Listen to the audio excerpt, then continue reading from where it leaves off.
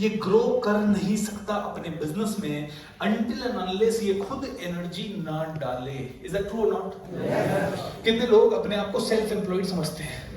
पंखा बदलना है तो इन्हीं की मर्जी से बदलेगा, ठीक है? टैक्सी वाले को भाड़े का कितना रुपया देना है, जब तक ये नेगोशिएट नहीं करेंगे इनको तसल्ली होगी ही नहीं। तो ये सेल्फ एम्प्लॉयड है। ये लोग बीमार होने का इनके पास टाइम नहीं है, इनके पास अपनी शादी में छुट्टियां लेने का टाइम नहीं है, इनका फोन कभी बंद रह नहीं सकता, जिस दिन बंद रहेगा उनको पैसों का नुकसान होगा, इनकी जिंदगी कभी भी अपने हिसाब से चल नहीं सकती। They don't have freedom, neither they have money. Even if they have money, they cannot enjoy their money. ठीक है? यह है सेल्फ एम्प्लॉयड। दूसरा है बिजनेस ओनर। बिजनेस ओनर कौन होते हैं? बिजनेस ओनर वो लोग होते हैं जो इस कैटेगरी से भिन्न है। ये क्या करते हैं? लोग रखते हैं हर चीज के लिए, ये ऑफिस कमाते हैं, ये घूमते भी रहते हैं, बाकी के टाइम में ये कोई प्रॉपर्टी की डीलिंग कर रहे हैं, ट्रेनिंग अटेंड कर रहे हैं, कहीं जा रहे हैं। लेकिन इन लोगों का भी एक विचित्र कैरेक्टर होता है। इनका कैरेक्टर होता है कि ये लोग कहते हैं कि भैया देखो बिजनेस तो टीम ग्रो करेगी, यहां तक तो ठीक है, लेकिन ये कहते हैं मेरे बाद टीम में मान लीजिए 1 2 3 4 5 सीनियर बंदे हैं जो मेरे साथ 20 साल से भी काम कर रहे हैं, तो भी इनका बॉस चाहे काबिलियत हो या ना हो मेरा बेटा ही बनेगा। ये फैमिली बिजनेस को ही चलाने में माहिर होते हैं। ये किसी पे दूसरी फैमिली के अलावा कोई और आके इनका बिजनेस चला नहीं सकता, क्योंकि ये जैसे ही मेरा जैसा इंसान जाएगा इनकी ऑफिस में और बोलेगा चलो सर अब सिस्टम बनाते हैं, अब आप बताइए मैं करता हूं, ये डर जाएगा। अरे नहीं, ये कैसे दूसरा आदमी आके मेरा धंधा कैसे चला रहा है? हेलो नहीं, मेरे बेटे को जाना चाहिए, ये कल को खा गया तो। They will never have the professional approach on running the business. उनकी एक ही अप्रोच होगी, लाला अप्रोच। कौन सी अप्रोच? लाला अप्रोच क्या कहती है? भैया मेरे बेटे की शादी में 3 करोड़ खर्च होना चाहिए, लेकिन मेरा स्टाफ चाहे मेरे लिए 20 साल से काम कर रहा हो, लेकिन वो वैसा ही रहना चाहिए। मैं ट्रेनिंग नहीं दूंगा मेरे स्टाफ को। क्यों? क्योंकि मेरा ये थॉट है कि मेरे स्टाफ को ट्रेनिंग दूंगा तो मेरा स्टाफ छोड़ के भाग जाएगा। मैं प्रोफेशनल्स को हायर नहीं करूंगा मेरे बिजनेस में। क्यों? क्योंकि मेरा थॉट है प्रोफेशनल ज्यादा पढ़ा लिखा होगा, ज्यादा इंटेलिजेंट होगा, मेरे बिजनेस को टेक ओवर कर लेगा, मेरे बिजनेस से सीख के जाएगा, मेरा कॉम्पिटिटर बनेगा। इसीलिए ये बहुत ज्यादा प्रोफेशनल्स को हायर नहीं करते, ये लोग बहुत टैलेंटेड लोगों को हायर नहीं करते। इनके बिजनेस में एक भी बंदा इनसे ज्यादा टैलेंटेड आपको दिखाई नहीं देगा। And that's why इनके पास सब होगा, धीरे धीरे ये आलीशान कोठी में रहेंगे सब कुछ, लेकिन जिस दिन ये आदमी थोड़ा भी डगमगाया उस दिन इसका बिजनेस चौपट हो जाएगा पूरा। कोविड जैसी सिचुएशन आएगी, इसके बिजनेस को चौपट कर देगी। कहीं ना कहीं कुछ भी रिसेशन आएगा, कुछ भी छोटा मोटा हो जाएगा, ही विल कोलैप्स। अब आता है तीसरा लेवल का पर्सन जिसको हम बोलते हैं एंटरप्रेन्योर। आज पूरा का पूरा बिजनेस कोचिंग या कॉन्क्लेव जो है आपको सिर्फ एंटरप्रेन्योर बनाने के लिए है। पहले 2 की कैटेगरी से हमें बाहर हो जाना है, जितना जल्दी हो सके उतना जल्दी, ठीक है? पहले 2 से बाहर हो जाना है। एंड अगर हम 2 से बाहर हो गए तो मजा आ जाएगा। आज मैं कह रहा हूं आपको 1 साल में आपकी इनकम डबल की गारंटी मैं ले रहा हूं। हाँ, इंप्लीमेंटेशन की गारंटी आपको लेनी पड़ेगी, ठीक है? तो डबल करना चाहते हो ना इनकम? नहीं, मैं तो 1 साल में डबल की गारंटी दे रहा हूं आज से। कई गुना हो जाए तो बहुत बढ़िया, जिसकी बहुत गुना हो जाए चढ़ावा चढ़ा देना, ठीक है? हाँ, चढ़ावा चढ़ाना चाहिए है। अभी एक इस्कॉन मंदिर आया, भगवान बिना पूछे चढ़ा देते हो। मैं तो मांगने के बाद तो चढ़ाओ। आप कहोगे सर आप तो मांग रहे हो। अरे यार सीधी सी बात है, हम अपनी मेहनत का हक से मांगेंगे, कभी नहीं छोड़ेंगे, ठीक है ना? इज दैट ट्रू और नॉट? अगर मैं आपके बिजनेस को 3 गुना कर सकता हूं तो मैं दूंगा आपसे हिसाब किताब ना। और अगर आपके पास आपको लगता है कि बीएसआर में कोई वैल्यू है, आप अपने बिजनेस का पार्टनरशिप दीजिए हमारे साथ। अगर आपको लगता है 3-3 हजार लोगों के स्टेज पे आपका बिजनेस प्रमोट होना चाहिए तो I am ready to take the partner. हमें गिल्ट है ही नहीं किसी से कुछ लेने में, क्योंकि I deserve because I am a superstar. मैं अपने आप को ही मानता हूं और ये सुपरस्टार आप भी अपने आप को मानना शुरू करें। हमारा सबसे बड़ा प्रॉब्लम तो यही होता है कि हम कैसे किसी से बात कर लें, हम कैसे उससे पैसा मांग लें, एंड इसी के कारण 90% बिजनेसमैन डू नॉट ग्रो। तो आइए इस एटीट्यूड पे आता हूँ, ये एंटरप्रेन्योर वाला एटीट्यूड क्या है। मैं तो कह देता हूँ मजाक मजाक में आप लोगों को, लेकिन 90% एंटरप्रेन्योर ऐसे ही होते हैं जो रियल एंटरप्रेन्योर्स होते हैं। आइए समझते हैं क्या है। आपको व्हाट्सएप वगैरह पे 90 डेज का एक ट्रांसफॉर्मेशन कोर्स मैं बहुत जल्द शुरू करूंगा, तो हर रोज एक ऑडियो या वीडियो आपके लिए आएगा। अगर आप उससे जुड़ना चाहते हैं तो ये स्क्रिप्ट का स्क्रीनशॉट ले लीजिए, इस नंबर पे एक मिस्ड कॉल दे दीजिएगा and then you will be getting connected to that. ठीक है, जल्दी से ले लीजिए। हो गया, गुड जॉब। ठीक है, before we start what should you. हाँ दोस्त, आपने नहीं लिया? ओह सॉरी, क्या हो गया? हाँ, take this.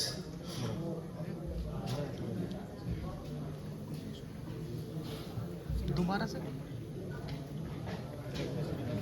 Okay, done? Everyone done? Okay. तो सबसे पहली चीज, आज एक इमेज आपको दिखा रहा हूं जो आपने कई बार देखी होगी, और इस इमेज के बारे में आपने बहुत लोगों से सुना भी होगा। क्या है ये इमेज? क्या कहती है ये इमेज? हाँ, मानसिकता के ऊपर क्या? हाँ,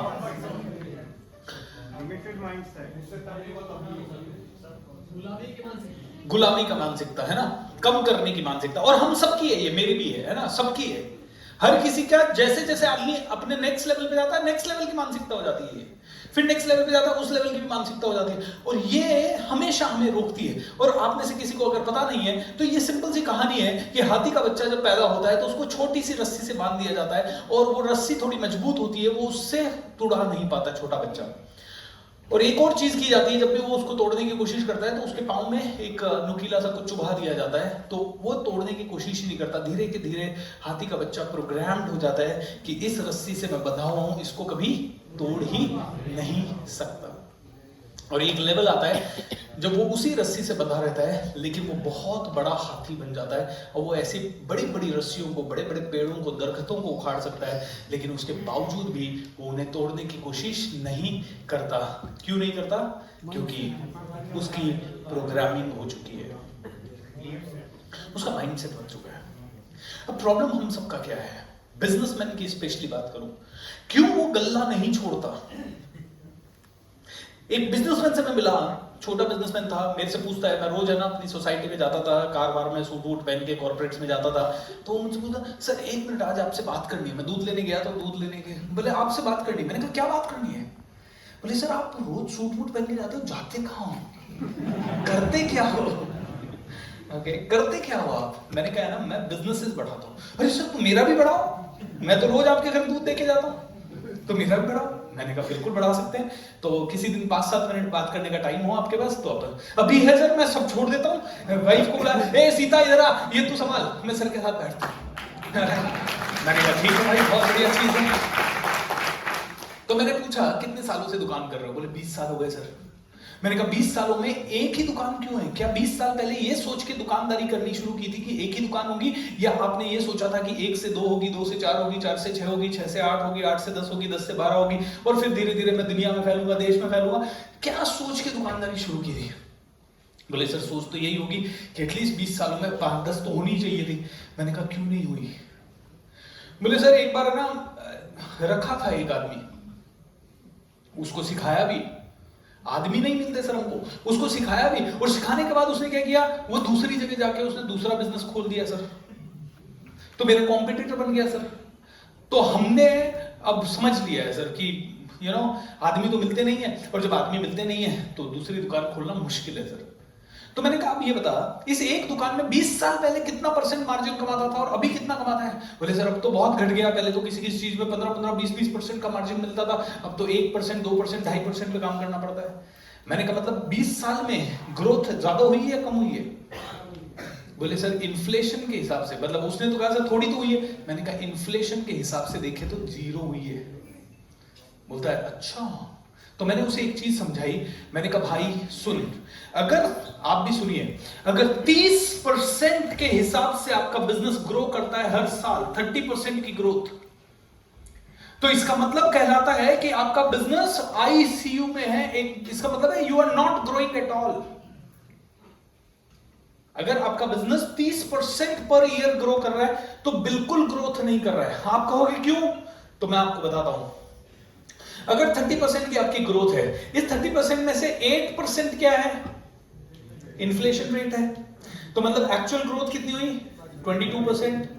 ठीक है, 22% ग्रोथ में भी थोड़ा सा टैक्सेशन और जैसे जैसे बिजनेस बढ़ता है, मान लीजिए आज बिजनेस 100 रुपए का है, कल बिजनेस 200 रुपए का हो गया, तो जब 200 रुपए का हुआ तो 100 रुपए में अगर एक एम्प्लॉय था तो 200 रुपए में कितने चाहिए? 2 चाहिए। तो क्या खर्चे भी बढ़े? तो कम से कम 8 to 10% के खर्चे बढ़े हमारे हैं? खर्चे बढ़े कि नहीं बढ़े? जो जरूरी खर्चे। जब 30% बिजनेस बढ़ता है तो 8 to 10% आपका बिजनेस का खर्चा। जब मेरा बिजनेस 1 करोड़ रुपए पे था, हम 5 लोग थे। आज मेरा बिजनेस 15 करोड़ पे है, हम 50 लोग हैं। जब मेरे पास 5 लोग थे, हमारे पास ऑफिस नहीं था। आज हमारे पास 50 लोग हैं तो हमारे पास ऑफिस बहुत ज्यादा। आज हमारे पास 50 लोग हैं तो 2 ऑफिसेज, 2 स्टूडियोज, एक नया ऑफिस अभी खरीदा है, ट्रैवल, सबके होटल विजिट्स, अलग अलग चीजें, मतलब हजारों चीजें हो रही है। खर्चा 10% से एक्चुअली नहीं बढ़ा। बिजनेस 15 गुना बढ़ा लेकिन खर्चा 50 गुना बढ़ गया। पहले हमारा खर्चा था 3 लाख रुपए, आज हमारा खर्चा होता है 1 करोड़ रुपए। It's a huge growth in the expense. तो 10% नहीं, उससे कहीं गुना ज्यादा आपका खर्चा बढ़ता। फिर भी चलिए 10% खर्चा बढ़ा, आपका एक्चुअल बिजनेस ग्रोथ कितना हुआ? 12%। ठीक है, जब आपका बिजनेस बढ़ता है तो एक और चीज बढ़ती है आपकी। क्या? आपके स्टैंडर्ड की कॉस्ट। कौन सी cost? Cost of standard. These are not the expenses. 100 पे एक एम्प्लॉय था, 200 पे 2 चाहिए ही चाहिए। ऑलराइट, लेकिन धीरे धीरे आपका एक और खर्चा बढ़ता है स्टैंडर्ड का। अब आप सेम कुर्सी पे नहीं बैठ सकते जो आपकी पहले थी। पहले अगर आपने घटिया सी कुर्सी, अब आपको रिवॉल्विंग चेयर चाहिए जिससे किधर भी घूम सकते हो, है ना? पहले के कंपैरिजन में, पहले आप कस्टमर आता था तो कुछ भी नहीं पिलाते थे, अब आपको नारियल पानी पिलाना पड़ सकता है, या ग्रीन टी पिलानी पड़ सकती है, या आपको किसी को ऑफर करना पड़ता है। आजकल तो नखरे भी तो है ना बहुत लोग। मैं तो सिर्फ ब्लैक कॉफी लेता था तो भाई इसके लिए ब्लैक कॉफी लाओ। ओके, मैं तो सिर्फ ग्रीन टी लेता हूँ। ग्रीन टी पहले तो क्या सबके लिए स्टैंडर्ड चाय, अब आजकल नखरे बहुत हो गए। हम तो डाइट पे था, मैं डाइट पे हूँ, मेरे को बुलाओ ना घर तो कम से कम ग्रीन ब्लैक टी पिलाना है, क्योंकि मैं चाय और कॉफी नहीं पीता। अब ऐसी डाइटिशियन की बहुत सारी, ये 2% के आपके खर्चे बढ़ गए। कितने? 1 से 2% के बढ़ते ही बढ़ते हैं दोस्तों। आपने कितना कमाया? एक्चुअल आपकी ग्रोथ कितनी हुई? 10%। 10% की आपकी ग्रोथ हुई, और 10% की ग्रोथ अगर आपकी हो रही है तो let me ask you this, कभी भी बिजनेस में थोड़ी भी अनहोनी हुई। अभी हम रायपुर गए, रायपुर में हमने अपना प्रोग्राम किया और हमने एक इवेंट मैनेजर हायर किया। इवेंट मैनेजर ने कहा सर आपको लोड लेने की जरूरत नहीं है, पूरे 1500 टिकट, 1500 लोगों का हॉल था, बोले सारे पेड टिकट मैं बेचूंगा, आप एड वेड सब बंद कर दीजिए। हमने कहा बहुत बढ़िया आदमी मिला यार हमें तो। ठीक है, बोला आपसे कुछ नहीं लूंगा, जो टिकट बिकेंगे उनका 20% 30% मैं लूंगा। मैंने कहा बहुत अच्छी बात है, वाह वंडरफुल, लेट्स डू इट। अच्छा, किसी के रेफरेंस से आया था तो हमने तुरंत कहा लेट्स डू इट। प्रोग्राम के 7 दिन पहले, तो मतलब पहले हफ्ते उसने मांगा 5 लाख दे दो, फिर बोला 4 लाख दे दो, फिर बोला 3 लाख दे दो। हमारी टीम पूछे भाई सारे पैसे तो दे लिए तूने, अब 2 हफ्ते बच गए प्रोग्राम के, नंबर तो बता कितना हुआ। बताता हूँ मीटिंग करना है। अब प्रोग्राम का सिर्फ 1 हफ्ता बच गया, 5 दिन बच गए। मंडे को बैठे, संडे का प्रोग्राम दिल्ली का हो गया, आप मान लीजिए रायपुर जाना है, मंडे को शाम को उससे मीटिंग हुई और अगले संडे को प्रोग्राम है रायपुर में। हाथ जोड़ दिए उसने, एक भी टिकट नहीं बिका सर। ओह शूट। अब 15 दिन में 1500 लोग, सॉरी 5 दिन में 1500 लोग मुझे रायपुर में लाने थे। थैंक गॉड हमारा थोड़ा बहुत होल्ड है, इंटरनेट से लोग कनेक्टेड हैं, फिर ऐड किए, मार्केटिंग की, और उस बंदे ने हमें 8 लाख रुपए का लॉस दिया पूरा। अगर हम लोग इवेंट पहले दिन से अपने लेवल पे करते जैसे हमने दिल्ली का किया, 8 लाख रुपए ज्यादा का लॉस हुआ। दिल्ली में भी हमें 5 लाख का 7 लाख का लॉस है। अगर जवाहरलाल रंगमंच में कम करते तो 20 लाख का 18 लाख का हमारा खर्चा आता। बड़े वाले ऑडिटोरियम में तो हमारा 30-35 लाख रुपए का खर्चा आया। Now what I want to say is, ये 10% जो ग्रोथ हुई है, 8 लाख उधर रायपुर में मान लो घुस गए, 5 लाख दिल्ली में घुस गए, तो डू यू रियली थिंक ये ग्रोथ है? 10% का मार्जिन होना चाहिए सेफ्टी और नॉट? मार्जिन ऑफ सेफ्टी तो आराम से 10-15% तो आपका हमेशा होना चाहिए। मार्जिन ऑफ सेफ्टी होना चाहिए। वापस से बोलिए क्या? ये 10% क्या है? Margin of safety. एक बिजनेसमैन फ्रेंड मेरा, एक दिन उसके फैक्ट्री में 200 एम्प्लॉइज, एक एम्प्लॉय खाना खाया, मशीन पे चढ़ा, मर गया। थैंक गॉड कि कोई एक्सीडेंट नहीं था, सेफ्टी मेजर्स वगैरह थे, तो उसके ऊपर कुछ केस नहीं हुआ। लेकिन वो जॉब पे मरा, ड्यूटी पे मरा, 11 लाख रुपए उसको देने पड़े। ये मार्जिन ऑफ सेफ्टी है। आप कैसे ऐसे इंश्योर कर सकते हो कि आपके बिजनेस में कुछ गलत होगा ही नहीं? मेरे बिजनेस में तो हर महीने 5 लाख, 10 लाख, 20 लाख का तो कुछ ना कुछ लोचा होता है, ये कहीं ना कहीं। तो आपके बिजनेस में नहीं होगा, ये कैसे इंश्योर कर सकते हो? 8% आपका इन्फ्लेशन चला गया, 10% से आपने खर्चे बढ़ा लिए, 2% आपका स्टैंडर्ड बढ़ गया, 10% जो है हर महीने नहीं जरूरत पड़ेगी उसकी, ये मार्जिन ऑफ सेफ्टी है। मार्जिन ऑफ सेफ्टी है तो आपकी ग्रोथ हुई कहां? 30% में। इसकी कहां जरूरत है यार? जरूरत है इसकी? मार्जिन ऑफ सेफ्टी है।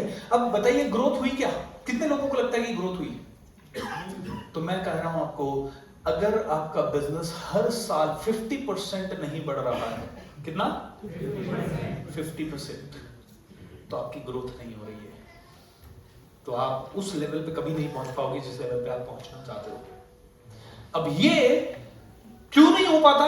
क्योंकि हाथी जो हमारा दिमाग है, वो दिमाग क्या है? हाथी। मेरे साथ बोलिए, हमसे गल्ला नहीं छूटता। क्योंकि हाथी। कौन है हाथी? दिमाग। दोनों उंगलियां करके बोलो, हाथी बंधा हुआ है। एक एवरेज बिजनेसमैन अपने से इंटेलिजेंट आदमी को अपने बिजनेस में नहीं लाता। क्यों? क्योंकि हाथी बंधा हुआ है। एक एवरेज बिजनेसमैन ट्रेनिंग नहीं लेता। क्यों? हाथी बंधा हुआ है। हाथी मतलब आपका माइंड, ये बंधा हुआ है। और जब ये बंधा हुआ रहता है तो आप कुछ भी कर नहीं पाते। एक लड़का मेरे पास आया, संजय राउत करके। लड़का तो क्या, बिजनेसमैन था अच्छा खासा। संजय राउत हमारे पास आया, सर मैंने सुना आपकी ट्रेनिंग अच्छी है। मैंने कहा बिल्कुल अच्छी है, मुझे आपका 1 साल का बिजनेस कोचिंग का प्रोग्राम ज्वाइन करना है। मैंने कहा welcome Sanjay ji. Okay sir, कितना चार्ज करते हो? ये 2012-13 की बात है। मैंने कहा 1.5 लाख रुपए चार्ज करता हूँ साल का। अब तो हम लोग 10 लाख रुपए चार्ज करते हैं। बोले 1.5 लाख रुपए चार्ज करता हूँ। बोले सर मुझे करना है। मैंने कहा बहुत बढ़िया, लेकिन हम 7 लोग हैं सर। 7 लोगों को बिठाया उसने। बोले हम 7 लोग करेंगे। मैंने कहा बहुत बढ़िया है, 1.5 लाख इंटू 7, 10.5 लाख रुपए का चेक दे दो। नहीं सर डिस्काउंट दो। मैंने कहा डिस्काउंट आज मिले ना कल मिले।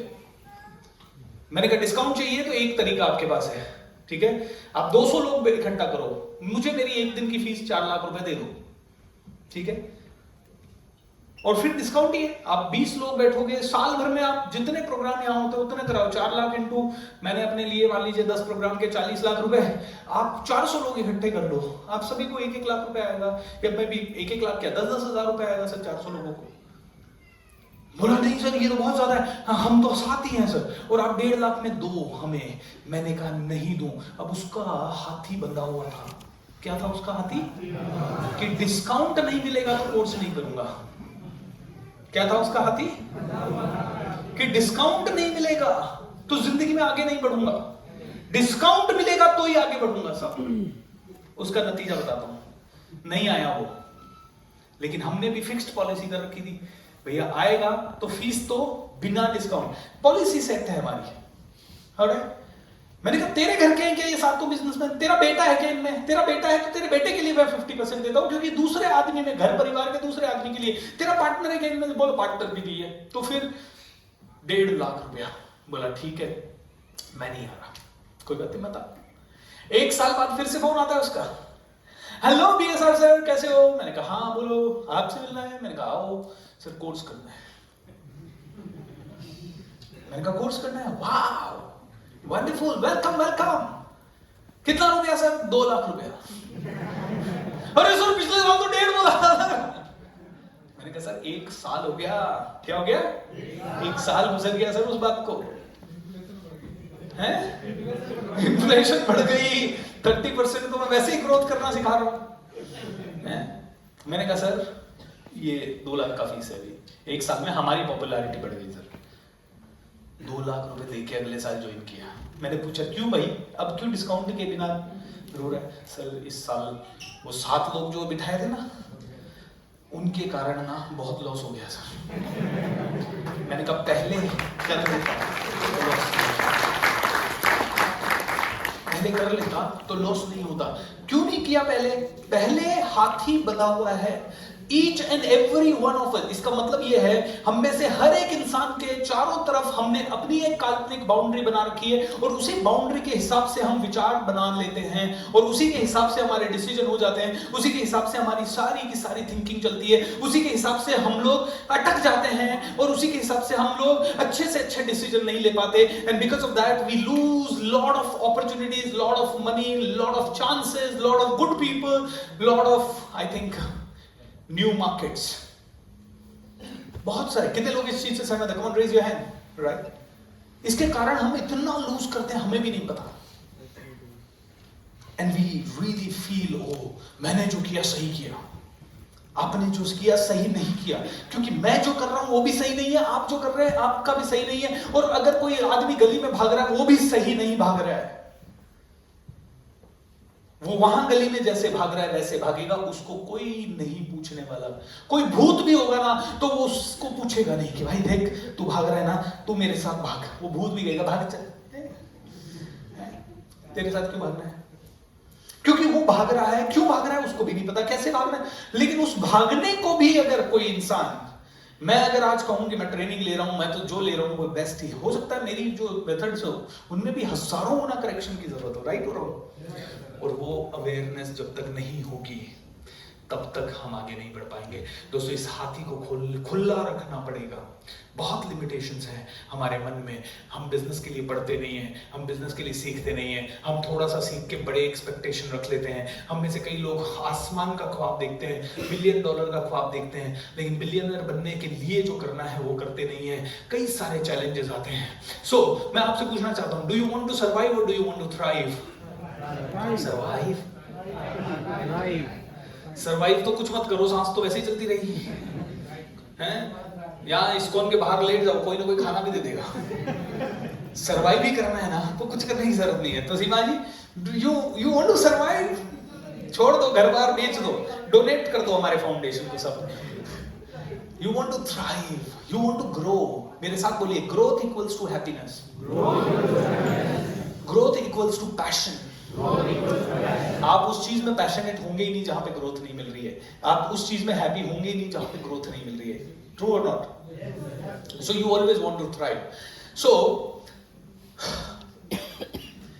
ब्रह्मास्त्र, मैं आपके साथ आज 12 ब्रह्मास्त्र शेयर करने वाला हूं, और ये 12 के 12 बिजनेस ब्रह्मास्त्र आपको एक ही चीज बताएंगे, सेल्फ एम्प्लॉयड और बिजनेस ओनर नहीं बनना है। क्या बनना है? एंटरप्रेन्योर। तो ये 12 चीजें हैं जो आप समझ लीजिए, सीख लीजिए, अपने जहन में डाल दीजिए। इस प्रोग्राम में मैं बहुत ज्यादा हा हुल्लड़ और ये सब नहीं कर रहा हूं। इस प्रोग्राम में मैं सिर्फ एक ही चीज कर रहा हूं, और वो ये है कि आपको बिल्कुल प्योर समझाने के हिसाब से, I am not here to motivate you, I am here to give you the real knowledge, जो कि आपके सबके बिजनेस को 1 साल में डबल कर सके।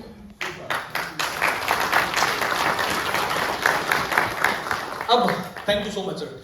अब पहला और सबसे इंपॉर्टेंट ब्रह्मास्त्र, ओके, मैं कहता हूं बी अ बिलियनर। ये जरूर थोड़ा सा कॉमन हो सकता है, be a billionaire before you earn $1 billion. Okay, क्या करना है आपको? You need to be a billionaire before you earn $1 billion. मैं आपसे पूछता हूं, क्या पहले विचार आता है या पहले पैसा आता है? करेक्ट और नॉट? आपके मन में पहले विचार आया या आप पहले इधर आ गए फिर विचार आया कि प्रोग्राम अटेंड करना है? पहले विचार आया कि विचार से प्रोग्राम अटेंड करना है, then you came here. First the thoughts comes in the mind and then the action happens. 99% लोगों की विचारधारा होती है मैं बिजनेस कर लूं बस। ये सबसे गलत विचारधारा है। बिजनेस कर लूं बस, क्या करूं? अरे बिजनेस करना है, क्या करूं? मुझे समझ में आता है फूड जॉइंट डाल लेता हूं, इस तरफ भीड़ बहुत है, तो एक टपरी लेके बैठ जाता है कोई आदमी, चलो सबको सैंडविच खिलाएंगे, खिलाता रहे, जिंदगी में 500 साल खिलाता रहे, कभी कुछ ग्रोथ नहीं हो रहा। किसी किसी का माइंड में आता है अच्छा मुझे बिजनेस करना है, चलो क्या करते हैं 25 लाख रुपए एक किराना की शॉप डाल लेते हैं। डाल लो, उससे ग्रोथ नहीं होने वाली। मैं आपको बताता हूं, आपने खुद ने सुना होगा 70% बिजनेसेस ऐसे होते हैं जो कि पहले 5 सालों में फेल हो जाते हैं, डूब जाते हैं, बंद हो जाते हैं। सुना है ना ये आप लोगों ने? लेकिन आपने एक और चीज है जो नहीं सुनी। पता है क्या नहीं सुनी आपने? 90% बिजनेसेस, कौन से बिजनेसेस वो बताऊंगा। 90% बिजनेसेस पहले 5 से 7 सालों में 100 करोड़ चले जाते हैं। कौन से 90% बिजनेसेस? अब यहां पे आपका सवाल है, कौन से 90% बिजनेसेस पहले 5 सालों में 100 करोड़ चले जाते हैं? ये उन लोगों के बिजनेसेस होते हैं जो IIT, IIM, ISB, Harvard, MIT जैसे कॉलेजेस से पढ़ के आते हैं। जब वो लोग बिजनेस करते हैं 5 साल में 100 करोड़ चले जाते हैं। उस दिन आपने मेरे स्टेज पे यू क्लीन वाले को देखा था? 5 साल में 108 करोड़, 350 फ्रेंचाइजीज, IIT का बंदा है। और उसको बोला 100 करोड़ तेरा ड्रीम था? नो, यूनिकॉर्न बनना है ड्रीम। मतलब मैं देख रहा था उसको 100 करोड़ तो बिल्कुल उसको, मैंने कहा मेरे को दे दे भाई तो। What do you learn from him? ये IIM, IIT, ये ISB 70% बिजनेसेस, इनमें से 70 नहीं, इनके 90% बिजनेसेस पहले 5 साल में 100 करोड़ चले जाते हैं यार। Naukri.com वाला IIM, मेक माई ट्रिप वाला IIM से, ऐसे पता नहीं कितने लोग। जैसे सर अभी प्रफुल्ला बिल्लोर जो लड़का चाहे, हाँ, उसे देख लो, एब्सोल्युटली। नहीं, वो तो MBA थोड़ी हो, नाम डाला, नाम रखा है उसने तो। वो तो चलिए, वो तो फिर भी जो लाखों बिजनेस बन रहे हैं तो लाखों में से एक केस स्टडी वैसी निकल जाती है, चलिए। बट IIM वाली तो अगर 100 लोग बिजनेस बना रहे हैं ना, या 1000 लोग बिजनेस बना रहे हैं, 90% बिजनेसेस फेल नहीं होते, 100 करोड़ टच कर जाते हैं। 80-90%, चलिए 80-90 मत भी मानिए, 50% बिजनेसेस तो फॉर श्योर। पता है क्यों?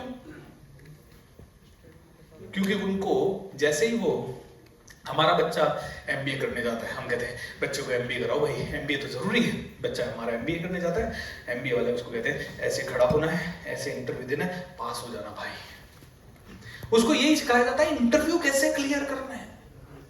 उसको कोई मार्केटिंग कुछ नहीं पढ़ाई जाती। लेकिन जैसे ही बंदा IIT या हार्वर्ड में या IIM में जाता है, उसको बोला जाता है देख बिल गेट्स इंडिया में 10,000 करोड़ इन्वेस्ट करना चाहता है, लेकिन बिल गेट्स के सामने 15 चुनौतियां ये है और 15 उसके प्लस पॉइंट ये है। बिल गेट्स को इस तरह के सिनारियो में क्या कॉल लेना चाहिए, तुम अगले दिन केस लिख के लाओ, और उस केस के बेस पे उनको 50 सवाल दे दिए जाते हैं। हाँ, IIM स्टूडेंट की हम गए IIM में। मैं IIM लखनऊ से, मैंने 1 साल का एग्जीक्यूटिव MBA किया। हमारा टेस्ट चल रहा है, हमें बोला गया आज आपका ऑनलाइन टेस्ट है। हम बैठ गए, चलो ऑनलाइन टेस्ट है, इससे पहले बहुत सारे दिए, अपन कर लेंगे। हमने बैठे, हम पहला सवाल पढ़ने लगे, ब्रह्मास्त्र नंबर 1, बी ए बिलियनर, स्लाइड चेंज्ड।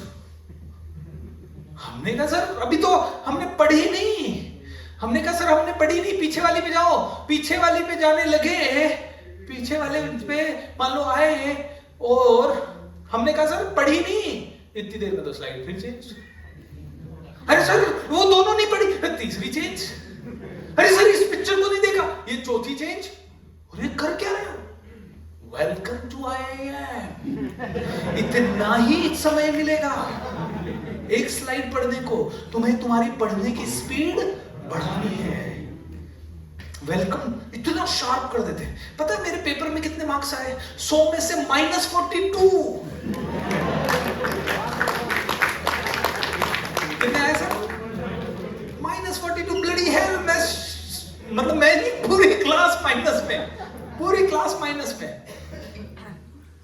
हमने वहां देखा लाइब्रेरी में रात भर बच्चे बैठे रहते हैं, और ये केसेस सॉल्व करते रहते हैं। उनको पहले दिन से जब बच्चा 18-20 साल का होता है उससे 2 चीजें करवाई जाती है। एक तो उसको टफ एंट्रेंस दिलवाया जाता है, उसके बाद उनमें से क्रीम को सेलेक्ट किया जाता है, और वो जो क्रीम होते हैं उनसे पहले ली जाती है प्रीमियम फीस। IIM अगर लखनऊ से आप पढ़ते हो और साल भर का मतलब 2 साल का जो MBA में सेलेक्ट हो जाते हो, वो करते हो 25 लाख रुपए फीस है। 25 लाख रुपए फीस देने के बाद भी साल 2 साल के खर्चे 25 लाख हो रहे हैं, हॉस्टल ये वो, तो 50 लाख रुपए तो मिनिमम खर्चा है MBA का। और उसके बाद भी आपको मतलब रात भर वहां पे जागना पड़ता है, और बिल गेट्स बन के सोचना पड़ता है, कभी मुकेश अंबानी सोचना पड़ता है। उनको ये केस दे दिया जाएगा, गौतम अदानी के एक दिन के अंदर दूसरे नंबर से वो 11वें नंबर पे चला गया। गौतम अदानी के खिलाफ एक कंपनी ने एक ऐसा रिपोर्ट बना के दे दिया, उसने कहा गौतम अदानी फर्जी है। उस कंपनी का क्या है, हिंडनबर्ग रिपोर्ट बना के दे दिया, और उसके कारण गौतम अदानी के शेयर्स बिल्कुल चले गए। अब आप गौतम अदानी की जगह होंगे तो गौतम अदानी के इस कंपनी में इतना इन्वेस्टमेंट, इसमें इतना इन्वेस्टमेंट, वापस से दूसरी पोजीशन पे आने के लिए अगले 3 साल के आपके क्रियाकलाप क्या होंगे? और फिर रात भर बच्चा गौतम अदानी बन के सोचता रहता है। उसको बोला जाता है to find the answer, to get into your hypothesis, आपको ये 50 लिंक दिए जाते हैं।